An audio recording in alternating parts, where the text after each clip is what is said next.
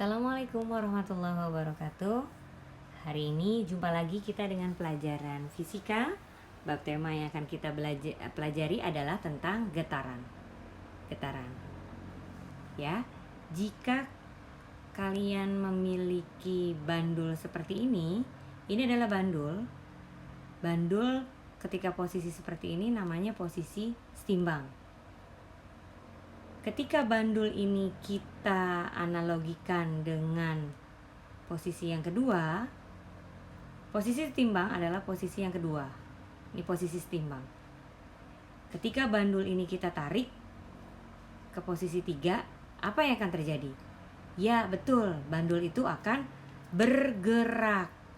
Nah, gerakan dari 3, lalu dia ke 2, lalu dia ke 1, maka itu disebut dengan getaran. Getaran adalah gerakan bolak-balik melalui satu titik keseimbangan. Gerakan bolak-balik melalui satu titik keseimbangan secara periodik, terus-menerus. Itulah disebut dengan getaran. Di dalam getaran ini, kalau kita gambarkan, dia juga memiliki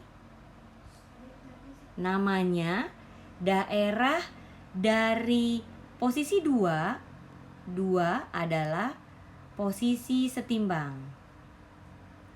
Posisi setimbang. Ya. Ketika bandul ini kita tarik ke 3, ke angka 3, dari 2 dia tarik ke angka 3, lalu kita lepaskan, maka dia akan berbalik ke 2, ke 1, kedua, dan ketiga lagi. Maka disebut satu getaran jika dari 3 ke 2 ke 1 ke 2 dan kembali ke 3 lagi. Itu disebut dengan satu getaran. Nah, di getaran ini juga ada yang disebut dengan posisi amplitudo. Amplitudo adalah simpangan terjauh. Amplitudo adalah simpangan terjauh. Mana yang disebut simpangan terjauh? Ketika posisi 2 adalah posisi setimbang, kita tarik ke posisi 3, berarti simpangan terjauhnya adalah dari 2 ke 3. Yang disebut dengan amplitudo berarti posisi dari 2 ke 3 atau dari 2 ke 1. Dari 2 ke 1. Ini adalah simpangan terjauhnya. Ya, simpangan terjauhnya. Di simpangan terjauh.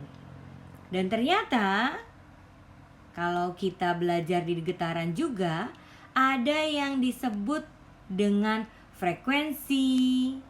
Ada frekuensi, ini frekuensi. Frekuensi adalah banyaknya getaran ketika waktunya dalam 1 sekon. Itu banyaknya dia bergetar dalam waktu 1 sekon. Ada berapa banyaknya getaran kalau waktunya selama 1 sekon. Dan periode adalah waktu yang dibutuhkan untuk melakukan 1 kali getaran. Ketika dia 1 kali bergetar dari 3 ke 2 ke 1 ke 2 dan ke 3 lagi, itu waktunya berapa? Ini namanya disebut dengan periode. Ya. Periode adalah waktu yang dibutuhkan untuk melakukan 1 kali getaran. Nah, rumusnya untuk periode adalah T sama dengan 1/F, dan untuk frekuensi rumusnya adalah F sama dengan 1 per periode. Rumus ini frekuensi sama dengan Fn per T adalah banyaknya getaran yang dilakukan setiap 1 sekon adalah frekuensi. Tetapi ketika dalam waktu tertentu bandul ini bergetar, dalam waktu tertentu bandul ini bergetar terus-menerus, bergetar, maka dia juga bisa kita tentukan berapa periodenya dan berapa frekuensinya.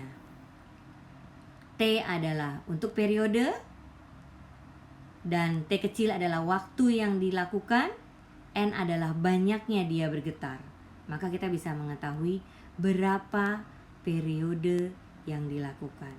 Dan kita juga bisa mengetahui berapa frekuensinya ketika benda itu bergetar berkali-kali.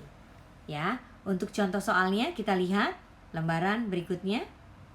Ya, contoh soal. Jika bandul bergetar dari A ke B dalam waktu 0,25 sekon, berapakah periode dan frekuensinya? Berarti kalau posisi setimbangnya adalah B, ini posisi setimbang. Ketika bandul itu ditarik ke A, lalu dilepas dari A ke B, berarti N-nya adalah 1/4 getaran. Nah, N-nya 1/4 getaran. Dilakukan selama 0,25 sekon, berarti T-nya 0,25 sekon. Ketika ditanya berapa periodenya? Periode sama dengan